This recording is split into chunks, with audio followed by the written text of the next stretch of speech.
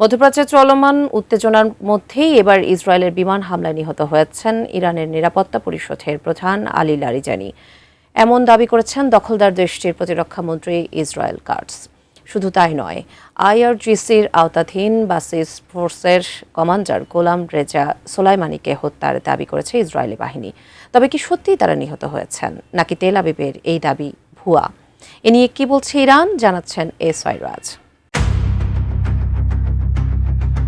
যুক্তরাষ্ট্র, ইসরায়েল ও ইরানের মধ্যে চলমান সংঘাতের মধ্যেই তেল আবিবের একাধিক দাবি ঘিরে নতুন করে উত্তেজনা ছড়িয়েছে। দেশটির প্রতিরক্ষামন্ত্রী ইসরায়েল কাটস বলেছেন, যৌথ বাহিনীর হামলায় ইরানের শীর্ষ নিরাপত্তা কর্মকর্তা আলী লারিজানি নিহত হয়েছেন। একই সঙ্গে বাসিস মিলিশিয়ার প্রধান গোলাম রেজা সুলাইমানিকেও হত্যার দাবি করেছে ইসরায়েলি বাহিনী। কাটস জানিয়েছেন, এই হামলা অব্যাহত থাকবে।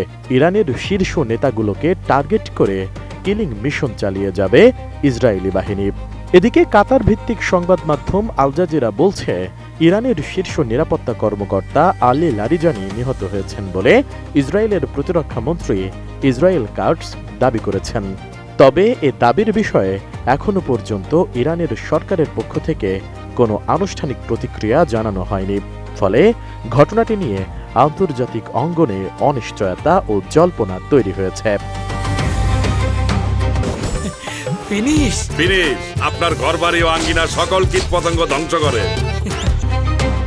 তবে যদি এই খবর সত্যি হয়ে থাকে, তাহলে গত ২৮ ফেব্রুয়ারি ইরানে মার্কিন ইসরায়েলি আগ্রাসন শুরু হওয়ার পর তেহরানের দ্বিতীয় সর্বোচ্চ কোনো নেতার মৃত্যু হতে চলেছে।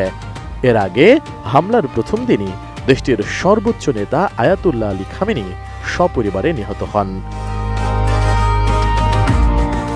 দীর্ঘ কয়েক দশক ধরে আলী লারিজানি ইরানের ক্ষমতার কাঠামোয় একজন প্রভাবশালী ও তুলনামূলকভাবে বাস্তববাদী মুখ হিসেবে পরিচিত ছিলেন।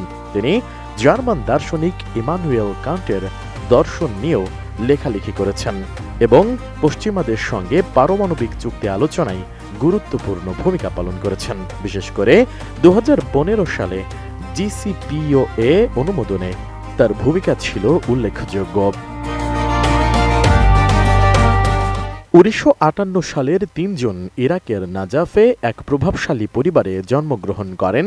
তার পরিবার ইরানের রাজনীতিতে এতটাই প্রভাবশালী যে একসময় তাদের ইরানের কেনেডি পরিবার বলা হতো।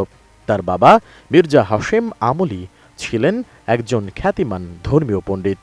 এছাড়া তার পরিবারের সদস্যরা বিচার বিভাগ এবং গুরুত্বপূর্ণ রাষ্ট্রীয় প্রতিষ্ঠানে দায়িত্ব পালন করেছেন, যার মধ্যে রয়েছে অ্যাসেম্বলি অব এক্সপার্টস।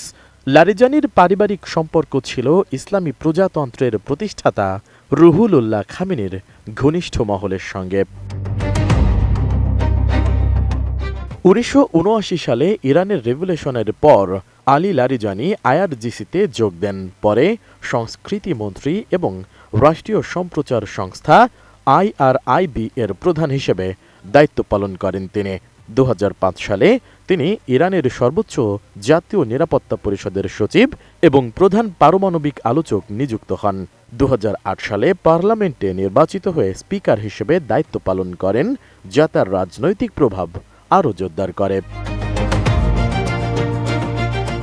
সবশেষ ২০২৫ সালের আগস্টে তিনি আবারও নিরাপত্তা পরিষদের সচিব হিসেবে দায়িত্ব গ্রহণ করেন এবং ইরানের কৌশলগত সিদ্ধান্ত গ্রহণে গুরুত্বপূর্ণ ভূমিকা পালন করছিলেন।